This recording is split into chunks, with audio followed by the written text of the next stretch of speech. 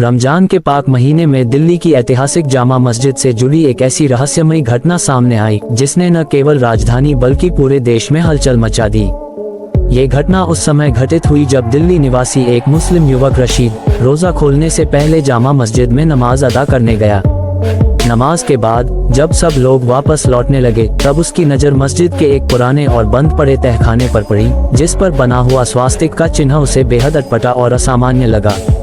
जिज्ञासावश जब उसने उस तहखाने का दरवाजा खोला और नीचे उतरकर मोबाइल की टॉर्च से भीतर का नज़ारा देखा तो उसके होश उड़ गए, क्योंकि अंदर हिंदू देवी देवताओं की खंडित मूर्तियां और प्राचीन मंदिर के चिन्ह मौजूद थे। ये दृश्य न केवल आश्चर्यजनक था बल्कि इतिहास के उन पन्नों को भी पलटने वाला था जिन्हें अब तक शायद नज़रअंदाज किया गया था। रशीद ने इस घटना के बारे में मौलानाओं से बात की, लेकिन किसी ने भी इस पर खुलकर चर्चा करने से इनकार कर दिया, जिससे उसकी जिज्ञासा और बढ़ गई। इतिहास की पड़ताल करने पर उसे ज्ञात हुआ कि 17वीं शताब्दी में मुगल बादशाह औरंगजेब ने मथुरा के पवित्र केशव देव मंदिर को तोड़ दिया था, जहां भगवान श्री कृष्ण का जन्मस्थान माना जाता है। औरंगजेब ने न केवल मंदिर तोड़ा बल्कि वहां की मूर्तियों को दिल्ली लाकर जामा मस्जिद के तहखाने में दफना दिया, ताकि नमाजियों के पैरों के नीचे वह मूर्तियां रौंदी जाएं और हिंदू आस्था को अपमानित किया जा सके।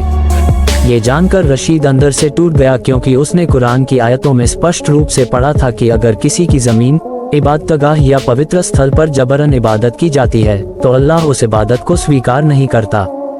ये सोचकर कि वह अब तक अनजाने में ऐसी जगह नमाज पढ़ता आया है जहां किसी और धर्म का अपमान हुआ है, उसने यह फैसला किया कि वह अब कभी जामा मस्जिद में नमाज नहीं पढ़ेगा। ये घटना सिर्फ एक तहखाना खोलने की नहीं बल्कि इतिहास की उन दबी हुई परतों के उजागर होने की कहानी है जिसे जानना आज के हर भारतीय के लिए जरूरी है। ये सत्य इस बात का प्रमाण है कि सनातन धर्म केवल एक धार्मिक प्रणाली नहीं बल्कि एक अनादि सत्य है जिसकी जड़ें हजारों साल पुरानी हैं। केशव देव मंदिर का इतिहास भगवान श्री कृष्ण के प्रपौत्र ब्रजनाभ से जुड़ा है, जिन्होंने द्वापर युग के बाद ब्रज क्षेत्र में इस मंदिर का निर्माण कराया था। यह मंदिर सदियों तक हिंदू आस्था का प्रतीक बना रहा, लेकिन मुगल आक्रांताओं ने इसे बार बार नष्ट किया, जिसका अंतिम प्रहार औरंगजेब ने किया। उसकी मंशा केवल मंदिर को तोड़ना नहीं बल्कि सनातन धर्म की आत्मा को चोट पहुंचाना थी, लेकिन वह ये नहीं जानता था कि सत्य चाहे जितना भी दबा दिया जाए एक दिन सामने आकर ही रहता है।